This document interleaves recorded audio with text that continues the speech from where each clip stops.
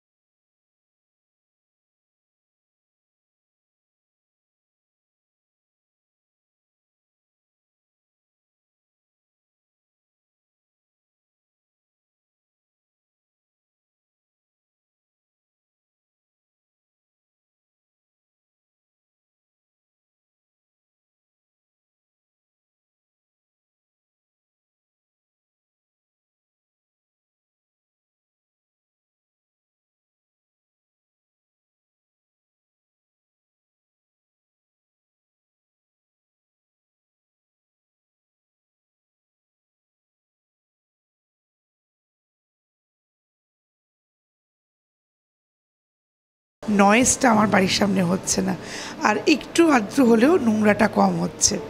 তাই আমার প্রতিদিনের পরিষ্কারটা একটু একটু কম করলেও চলছে।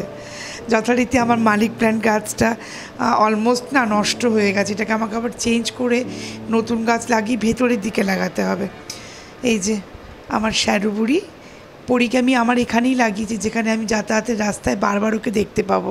ঠিক আমার রান্নাঘরে ঢোকার বাঁদিকের পিলারটার মধ্যে আমি ওকে লাগিয়েছি। দেখুন জল জল করছে। আজ প্রায় 15 দিন হয়ে গেল আমার কাছে নেই। ফাঁকা লাগে মাঝে মাঝে, খুব যখন কষ্ট হয় একা একাই কেঁদে নিই, কিন্তু সকলের সামনে আর কাঁদতে ভালো লাগে না। মনে হয় ও আমার মনের ভিতরে আছে, সারা জীবন ওখানেই থাকুক, ওখানেই আমি ওকে আদর করি, ওখানেই আমি ওকে মনে করি। আর সবথেকে বড় কথা, স্মৃতির থেকে বড় কিছু তো হয় না। আমার জীবন জুড়ে ওর স্মৃতি রয়েছে, সেটাকে নিয়ে আমি বাদবাকি আমার জীবনটা কাটিয়ে দেব। তো যাই হোক, ও এখানেই আছে, ভালো আছে, ওর কোনো কষ্ট নেই এখন, এটা ভেবেই শান্তি। চলো আমাদের চাটা এবার বসিয়ে দিই। তো বসিয়ে দিলাম, মেয়ে তো এখনও ঘুম থেকে ওঠেনি, তো চাটা করে নিই, যথারীতি ওকে ডাকবো।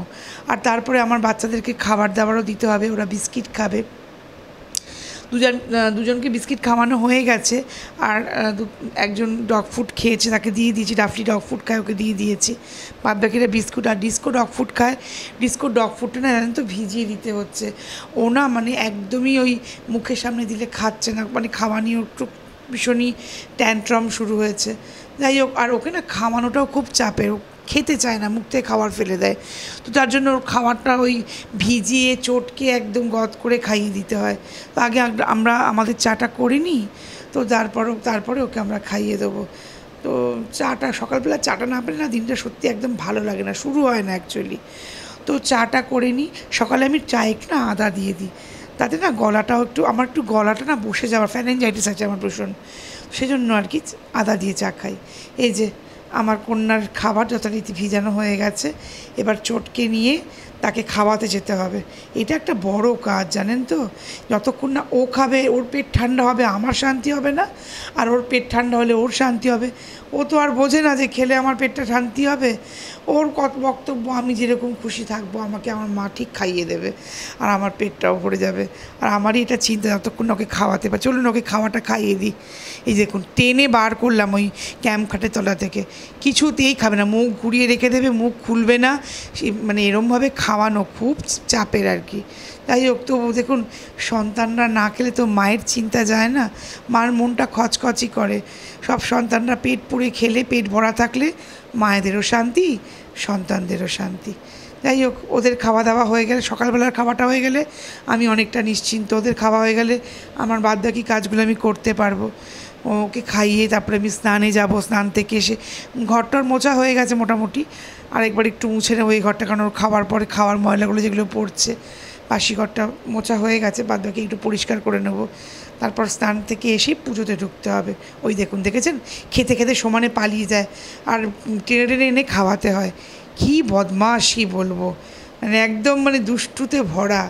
কিন্তু এই দুষ্টুমিগুলোই ভালো লাগে, ওরা দুষ্টুমি করে বলে সব কিছু ভুলে থাকতে পারি। নিন আমার স্নান হয়ে গেছে। স্নান করে এসে যথারীতি আমার চুলটাকে একটু সামনেটা আঁচড়ে নিই।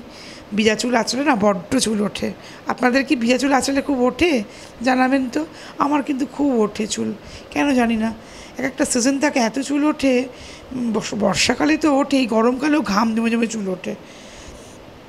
আর সিঁদুরটা পরি সারাদিনে একবারই পরি, কারণ সিঁদুর বেশি পরলে না আবার চুল ওঠে। আমি অবশ্য সিঁদুরটাই হার্বাল সিঁদুরটাই পরি, তাতে চুলটা একটু কম ওঠে। তো সিঁদুরটা পরে নিই। আর সারাদিনে এত বেশি জল ঘাটা, মানে মাথায় বা মুখে জল দেওয়া হয় না, সিঁদুর উঠেই যায়। সকালবেলা সিঁদুর একবার পরে নিই। তো সিঁদুর পরা হয়ে গেলে গিয়ে ঠাকুর ঘরে ঢুকবো। ঠাকুরকে ঘুম ভাঙাতে হবে, গোপালের ঘুম ভাঙিয়ে তাকে সেবা দিতে হবে। এই যে আমার গোপুসোনার স্নান হয়ে গেল, স্নান করাচ্ছি। সকালবেলা না গোপালকে ঘুম ভাঙালে, মানে ঘুম ভাঙানোর পর মনে হয় যেন সকালটা আরও ফ্রেশ লাগছে। ওকে উঠিয়ে ওকে সাজুগুজু করিয়ে যতক্ষণ না ওকে খেতে দিতে পারছি, সেটাও মন খচখচ করে। ওঠো, ও তো আমার ছেলে, গোপালকে বাড়ির ছেলে হিসাবেই দেখা হয়। যাই হোক, ওকে পুজোটা দিয়ে নিয়ে সব ঠাকুরকে এখন আমি পুজো দিয়ে নেবো, কেননা সকালবেলা ওকে স্নান করাবার পর গোপালকে আমার 3 বার দিতে হয়। তো সকালবেলা চেষ্টা করি সব ঠাকুরকে একসাথে পুজো করে নেওয়ার। তাহলে কী হয়, দুপুরবেলাটা গোপালকে সে যেটুকু খাবার দেওয়ার সেটা মেয়েও দিয়ে দেয়। মেয়ে স্নান করে ওটা মেয়ে দিয়ে দেয়। আবার সন্ধেবেলাটা আমি সন্ধে দিয়ে দিই। তাহলে কী হয়, আমার একটু কাজটা এগিয়ে থাকে। না হলে আবার সেই জামা কাপড় ছেড়ে আবার মানে গোপালকে খেতে দিতে হয়, কারণ জামা কাপড় না ছাড়লে হয় না। এই যে দুপুরবেলা আজকে আমরা আলুর পরোটা খেয়েছি, কারণ আজকে আমরা ভাত খাবো না ঠিক করেছি। আমাদের খাওয়া দাওয়া হয়ে আলুর পরোটা খাওয়ার পর রাতে ওদের খাবারও দিয়ে দিয়েছি। এই যে ওনাদের খাবার, এদিকে খাওয়ার জন্য সব অপেক্ষা। খাবার নিয়েই সব একদম মাথা খারাপ একদম। আর একজনকে তো এখানে রাখি, কারণ ইনি একটু খাওয়ার সময় অ্যাগ্রেশন আছে, মানে খাওয়ার সময় পাশে কে করে ঘিয়ে দেবে। সেই জন্য আমরা আগে থেকে সতর্কতা নিয়ে নিই। ওকে রান্নাঘরের ভেতরেই আমরা খেতে দিয়ে দিই, আর বাদ বাকিরা সবাই বাইরে খেয়ে নেয়। ওদের খাওয়া দাওয়া হয়ে গেলে অনেকটা নিশ্চিন্ত। এই যে ওদের খাওয়ার পর আমি একটুখানি চা খেতে এসেছি। মানে পরোটা খাওয়ার পর চা খাওয়া হয়নি। চা খাওয়ার সময় একটাখানি ওই একটা কেক মেয়ে একটুখানি দিল, সেটাও সবার খেতে হবে। ওই যে একদম কড়া মাত্র দিই না আমরা খাবার, ওই মুখের সামনে থাকে, একটু না দিলে মনটা খচখচ করে। ওই একটু হাতে করে নিয়ে ওদেরও মনের শান্তি, আর আমারও শান্তি। ওই একটু করে দিলেই ওরাও শান্তি পায়, ব্যাস মিটে গেল। একটু করে দেবো, ওরাও পাশে বসে বসে দেখবে যে মা খেলো, মায়ের খাবারটা আমরা টেস্ট করে নিয়েছি, ব্যাস, দ্যাটস এনাফ। আর কিছু করতে লাগে না। এটাই হচ্ছে মেন ব্যাপার। একটু আদর খাবে, একটু মায়ের কাছে বসে আহ্লাদ করবে। ওরাও তো একটু আহ্লাদ পেহ্লাদ চায় না, সবসময় আমাদের গায়ের ওপরই থাকে। যেটুকু পারি করি। এই যে তারপরে এবার বিকেলবেলা এসে গেছি একটু গ্রুমিং করতে। গ্রুমিং বলতে ওদের প্রত্যেকে না লোমটা একটু রোজ আঁচড়ে দিলে কি হয়, এক্সেসিভ যে লোমটা ওদের গায়ে উঠে থাকলে গা কুটকুটো করে, গা ঝাড়া দিলে সারা ঘর ময় লোমটা হয়। তা বলে কি ঘরে লোম থাকে না, লোম থাকে, কিন্তু একটু আঁচড়ে দিলে কি হয়, ওদের লোমটাও ভালো থাকে, প্লাস এক্সেসিভ লোমটাও এক্সেস যে লোমটা ওঠে সেটা আমি ওই আঁচড়ালে চলে আসে। তো সেটা করলে ভালো লাগে। আর আমার বরফি না একটু বেশি নোংরা করে নিজেকে, কারণ বরফি না রোজ ওই বুকের কাছে লোমটা দেখবেন ওই লাল ফেলে ফেলে কেমন একটা জট পাকিয়ে ফেলে। আর গোল্ডেন রিট্রিভারের লোমটাই তো খুব সৌন্দর্য, ওটা সুন্দর করে রাখলে ওদেরও ভালো লাগে দেখতে, নিজেরও দেখতে ভালো লাগে। তাই একটুখানি চেষ্টা করি যে রোজ ওদের একবার করে কোটটা আঁচড়ে দেওয়ার। তো সেটাই করছি। আর ও এমনি আঁচড়াতে ভালোবাসে, গ্রুমিংওতে আমার বরফি ভালোবাসে। সবাইকেই করে দিয়েছি, বরফিকে করছি। ওদেরকে কিছু করা মানে পুরো মাথায় সমস্ত কিছু উঠিয়ে সবাই মাথা খারাপ করে দেবে আশেপাশে। রাতের খাবারটাও খাইয়ে দেওয়া হলো, মেয়ে খাইয়ে দেয়, ওকে খাইয়ে দিচ্ছি ডগ ফুডটা। এরাও সব এক একে খেয়ে নিয়েছে। আমরাও রাতে আজকে হালকা ফুলকা কিছু খেয়ে নেবো, খেয়ে নিয়ে শুয়ে পড়বো, কারণ শরীর আর দিচ্ছে না, আর ভালো লাগছে। আপনারাও সকলে ভালো থাকবেন। আবার নতুন ব্লগে দেখা হবে রঘু মামার। ততক্ষণ অ্যাকচুয়ালি ব্লগটা শেষ করা হয়নি, তো রাতে বসলাম ব্লগটা শেষ করতে।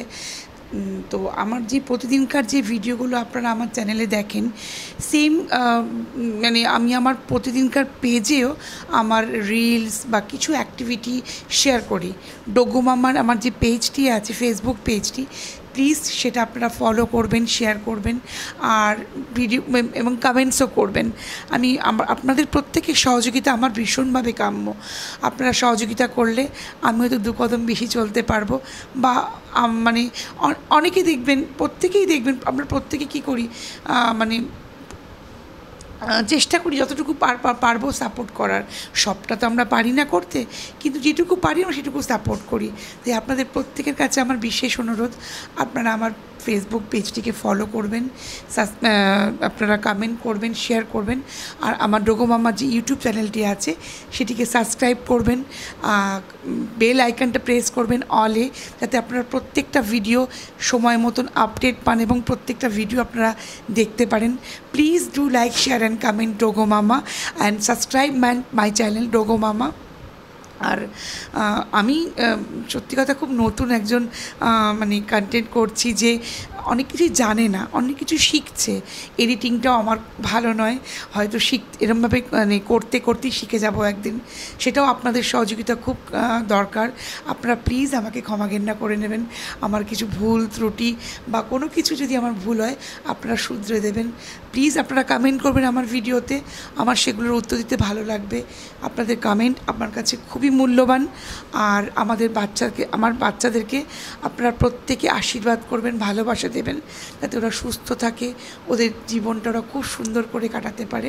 ব্যাস এইটুকুই আমার প্রার্থনা, আর কিছু চাই না। আর আপনারাও প্রত্যেকে খুব ভালো থাকবেন, সুস্থ থাকবেন, সাবধানে থাকবেন। তাই ডোগো মামার নতুন একটি ব্লগে আবার আপনার সঙ্গে দেখা হবে। ততক্ষণের জন্য টাটা, শুভরাত্রি, প্রত্যেকে ভালো থাকবেন।